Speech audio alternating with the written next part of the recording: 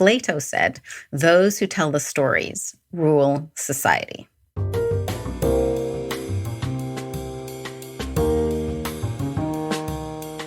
Welcome to Smashing the Plateau. We help you get unstuck so you can do what you love and get paid what you're worth, consistently. I'm your host, David Shriner-Cahn. Today on episode 606 of Smashing the Plateau, I'm speaking with award-winning best-selling author Aurora Winter. Aurora left her lucrative career as a TV executive decades ago to become a full-time author, trainer, and entrepreneur.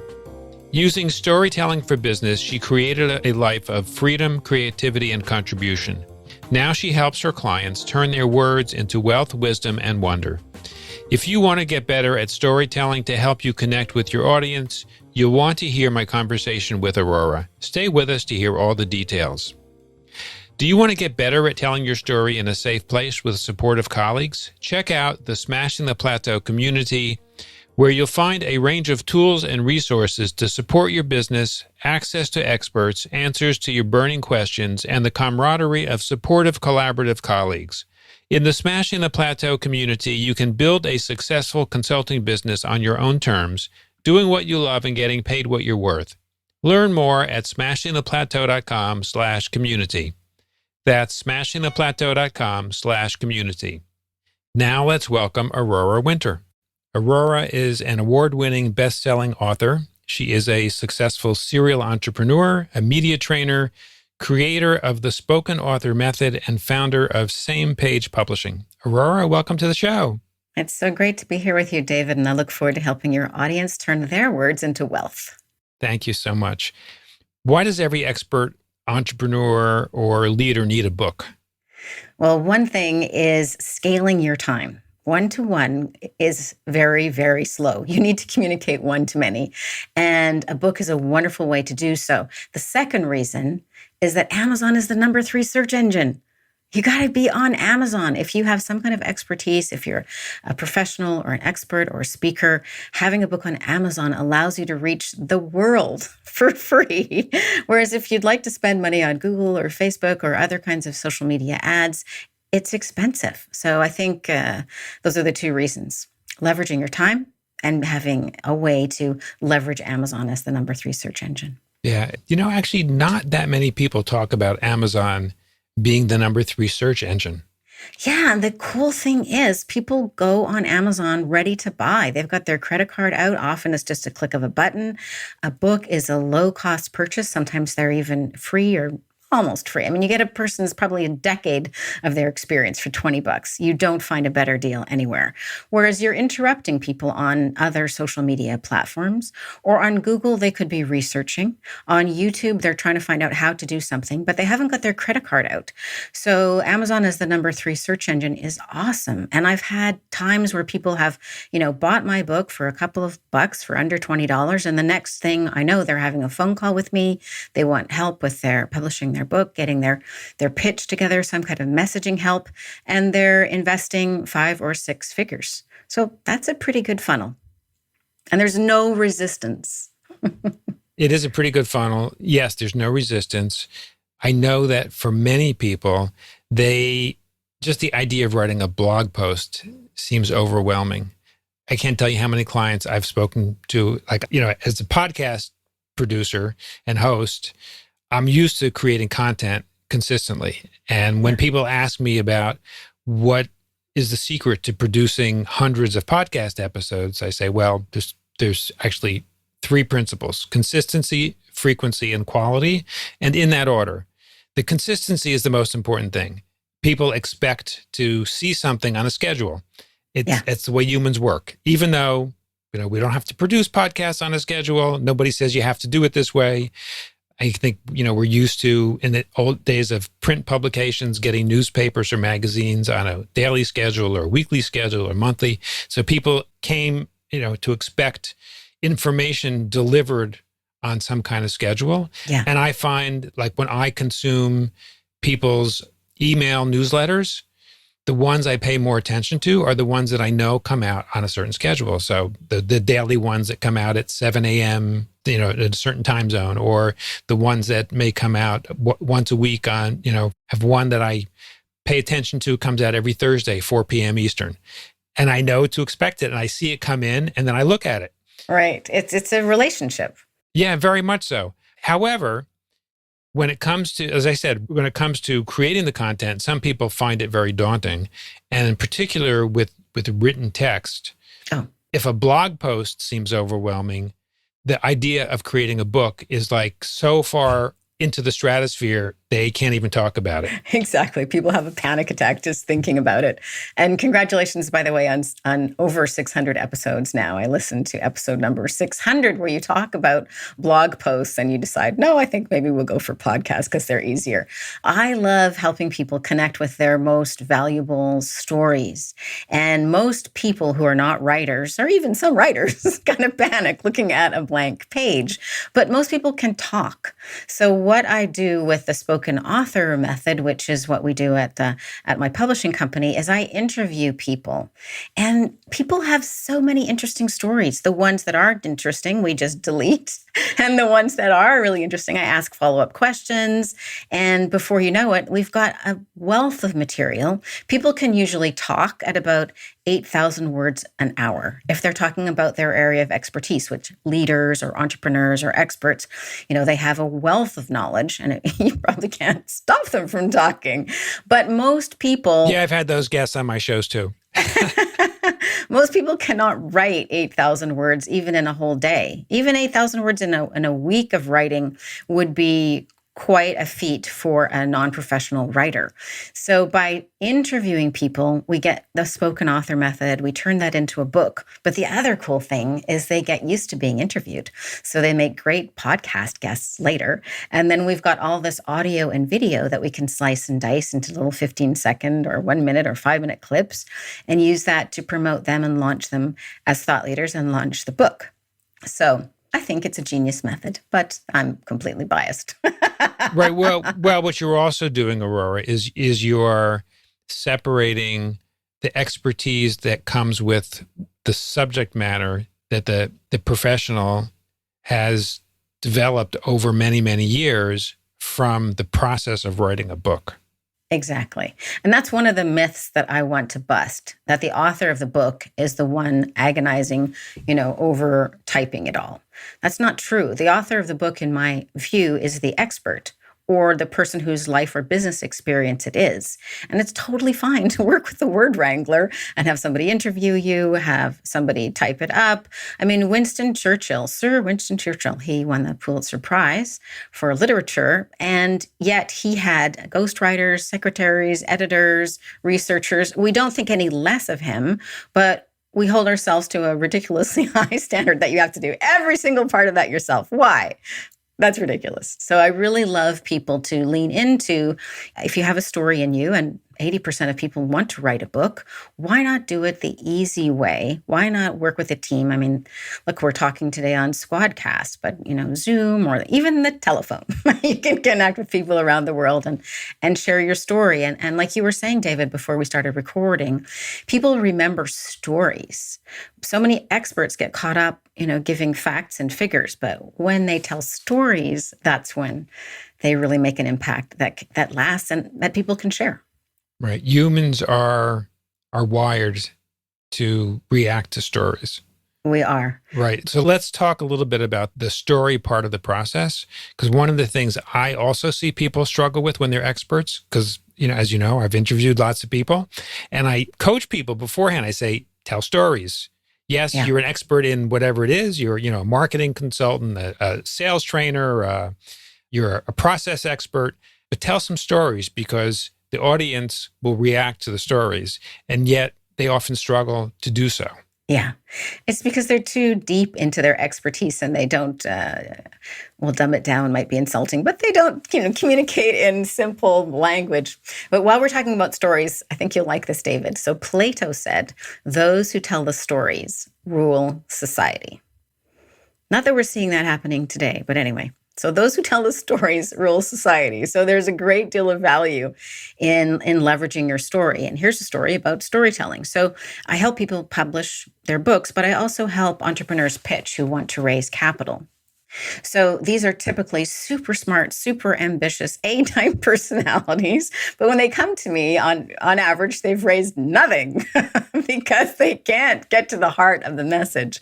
So one of these people was Tarny Williams. He's the CEO of Blueprint Reality. The first event he came to, everybody in the audience, when he came to the front, because I have everybody pitch from the front of the room. When he pitched from the front of the room, everybody thought, I really like him. I know he's really smart. I trust him, but I have no idea what his business is doing. And by the end of the 3-day event, when he had another opportunity to come up to the front of the room and share what he does at Blueprint Reality, not only did people get it, but people in the audience invested in his company. So what had changed? He didn't work any harder on his business. He didn't hire any more people. He simply got clear on a story that others could understand. And when you are a visionary, and lots of the people I work with, they're leaders, they're experts, they have a vision for a way to improve the world. People love to align with that. If only they could understand what the heck you're talking about. So on average, my clients have gone from raising nothing to on average $7 million by getting clear on their message. Oh, and I just talked to one of them over the weekend. He's now raised $30 million. So I'll have to up the average, work that in. So that's the power of story. In fact, I have a little story of the 27X. You want me to get into that, David? Please. Okay. So I do have an MBA, so I like stories, but I also like to see show me the data. So there's a really great book called Significant Objects, where they actually did an experiment to see, what really is the value of a story? They put 100 distinct objects on eBay with or without a story to see, what would be the difference? So I've already blown my punchline because I can't ask you whether you think it sold for more or less and how much more, because we already caught the cat out of the bag that 27X was the result. But what was interesting is the stories were written by all kinds of different people, 100 different people, 100 different objects. Some of the stories most of the stories were not hype. Most of the stories were not like buy now kind of pitching. They were just adding significance. The book is called Significant Objects. So an example would be one of the objects was a pot mitt holder, to take things out of the oven. And the person wrote, I have such fond memories about my grandmother baking chocolate chip cookies for me. I remember how wonderful they smelled when they came out of the oven. I just couldn't wait to take a bite, but she made me wait at least 3 minutes so I wouldn't burn my mouth. And that's my memories about these pot mitt holders. And so on average, the items sold for 27 times more, 2,700% more. And the stories just added significance. You don't have to be the world's fanciest, smanciest writer. Just put your heart in it. Double down on being human, add something, add a story. So what is the takeaway lesson? The takeaway lesson, this is a hard one for me to learn because I can be A-type personality, is stop working so freaking hard, making your thing better and managing your people more tightly and hiring more people. Instead, devote some time to working on your stories. And who knows, maybe you'll increase the value of what you're selling by a substantial margin. Yeah, that's well said. And I love the supporting the message with data, Aurora. Mm-hmm. Yeah. Can you talk a little bit about the particular nuances of audio storytelling versus visual storytelling? Yeah, my background as a film and television executive producer, so I do love video. But what is so cool about audio, I listen to so many audiobooks, even things that are on YouTube that have a video. Usually I'm just listening because I'm doing something else. I'm no extra time. I'm jogging, I'm gardening, I'm doing the dishes. What I love about audio, which is why I love interviewing people, is everything is a waveform. And so the essence of who that person is in the waveform of the audio. So when the words are frozen on the page, it's much more difficult. It takes a much better writer to capture the full energy of that person. But when you hear a person's voice, you get them, you know them, you understand them, and inflections there, the story points are there. You can understand whether they're being sarcastic or they're being sincere or what's going on. So that's one of the things I love about audio. What about you, David? As a podcast host, you must have a lot of thoughts about the value of audio. Yeah, earlier on in my podcasting career, I took a course same course that's I believe is delivered at the Columbia School of Journalism about, and it was in particular about audio storytelling. And one of the things that was described in the course was the intimacy of audio storytelling. When you have somebody just in your ears, it very often feels like it's just a one-to-one conversation. Like especially if the storyteller is delivering the message, imagining who the listener is, and using story to deliver the message. When you're the listener, it sounds like the person who's on the other end, who's speaking, is speaking right to you in a way that I think doesn't happen when you're watching a video. Yeah, exactly right. When it's a video, we're more aware that it's a performance on the stage with a bigger audience. But you're quite right about the intimacy of audio. And because anyone in business knows that business moves at the speed of trust, getting the opportunity to connect with people who may become your clients through audio is wonderful. I love that intimacy point. Yeah. Let's talk about some of the other aspects of communication that you specialize in. What is it that the people that are most effective at communicating do differently? I think one of the keys that I really would like people to know is that it's not like people are born as good communicators or bad communicators, and that's it. It's all about learning. It's all about growth. It's all about studying. I mean, I've studied communication my whole life, and I'm still, this past weekend, I was rereading a great book called Save the Cat, the last book you'll ever need about screenwriting. Why? Because the distance between good and mastery is never closed. So one of the things that great communicators do differently is they embrace that it is a skill and a capacity. So with a skill, you need to keep learning, and with a capacity, you need to keep practicing. Right? So it's like the famous pianist who said, if I don't practice for 1 day, I can hear the difference. If I don't practice for 2 days, my wife can hear the difference. And if I don't practice for 3 days, the world can hear the difference. So skills, training, and capacity. Yeah, that's great. Aurora, what haven't I asked you that you would like to share about communicating and storytelling and writing, particular for those that are trying to make a living with their expertise in their own business? Yeah. I'd love to share that there's actually neuroscience for those of you who are like super intelligent who are listening to this, who like the analysis of it. So just like the 27X story, learn a little bit about the neuroscience of communication. So most of us who are well educated, university taught us, unless you took the course that David took at Columbia, university taught us to send the mental equivalent of an Excel spreadsheet. But in fact, that's not how communication works. You want to first address the croc brain, which is just looking for, what's the big picture? What's this about? Is this something good? Is this something juicy? Is this something I want to eat or mate with? Or is it something nice and shiny? So an example of that would be the title of my book, Turn Words into Wealth. Oh, if you're interested in that, you'll listen some more.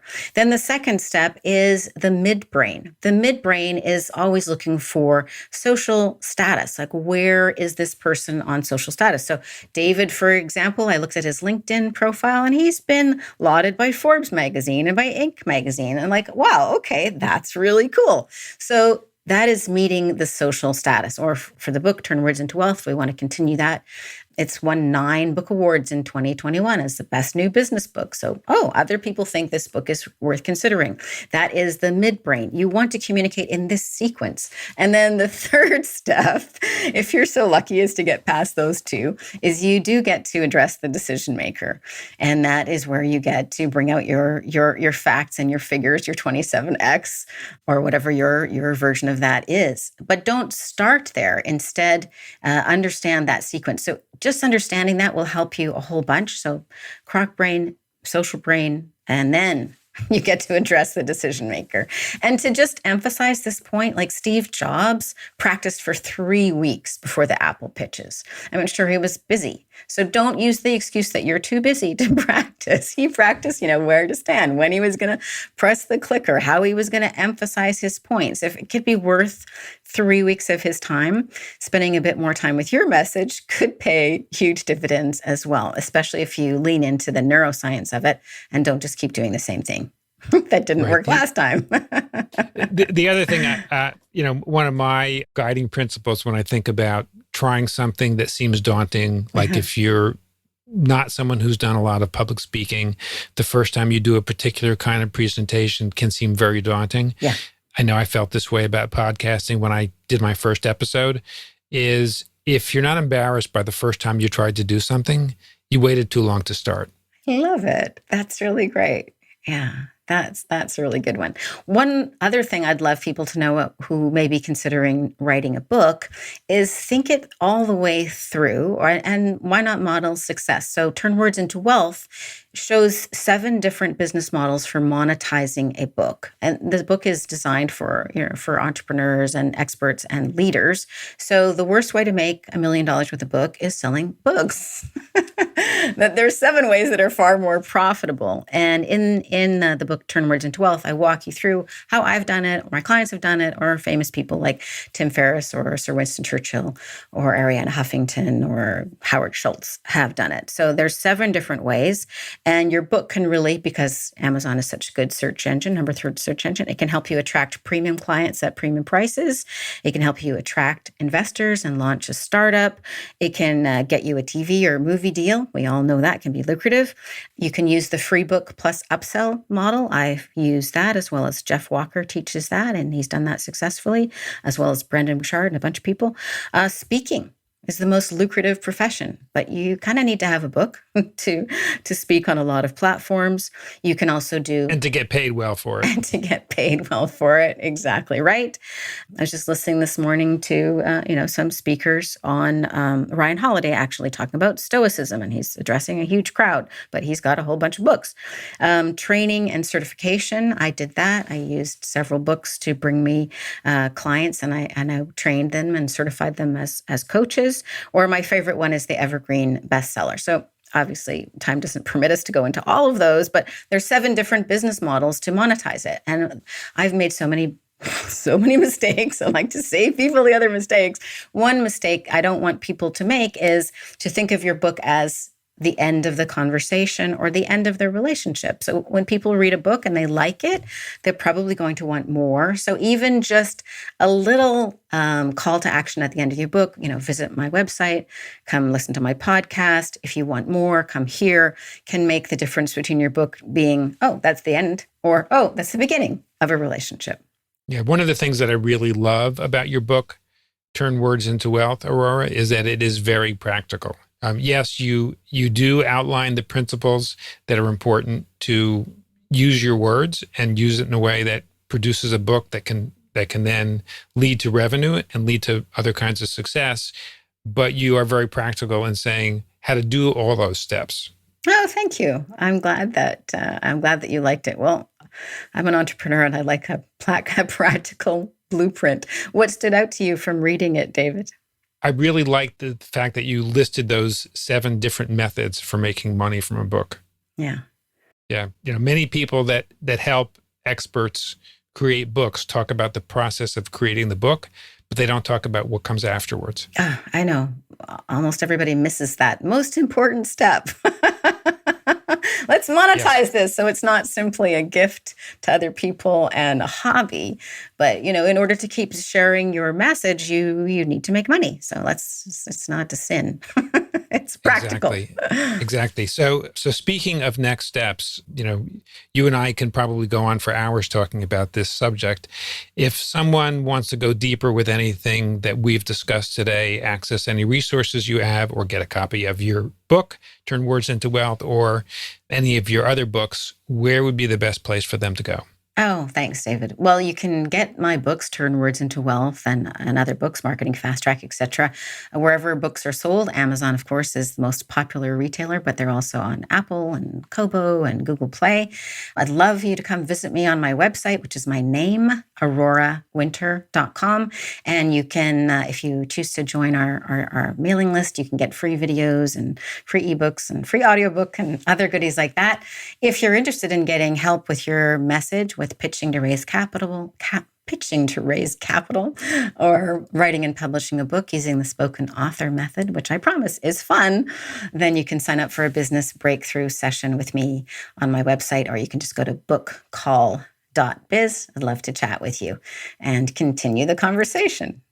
Sounds great. Aurora, thank you so much for taking the time to join us today on Smashing the Plateau. My guest has been award-winning best-selling author Aurora Winter. Thank you again, Aurora, for joining us. Oh, such a pleasure, David. Thank you.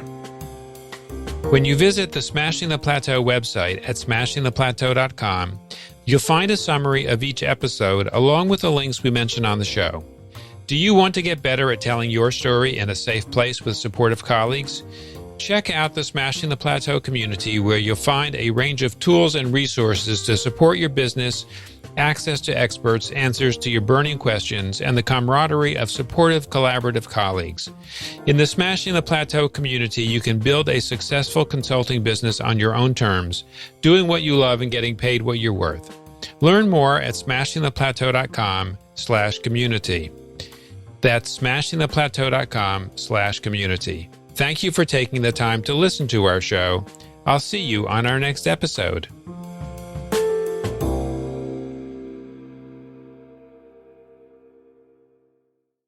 Plato said, "Those who tell the stories rule society."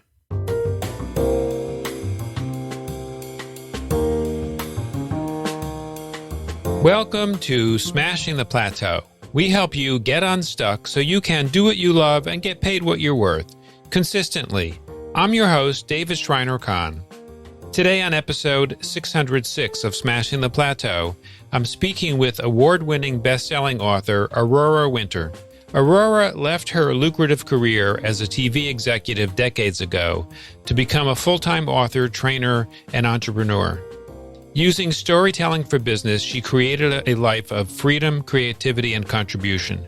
Now she helps her clients turn their words into wealth, wisdom, and wonder.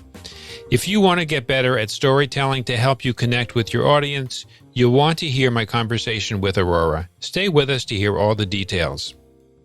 Do you want to get better at telling your story in a safe place with supportive colleagues? Check out the Smashing the Plateau community, where you'll find a range of tools and resources to support your business, access to experts, answers to your burning questions, and the camaraderie of supportive, collaborative colleagues. In the Smashing the Plateau community, you can build a successful consulting business on your own terms, doing what you love and getting paid what you're worth. Learn more at smashingtheplateau.com/community. That's smashingtheplateau.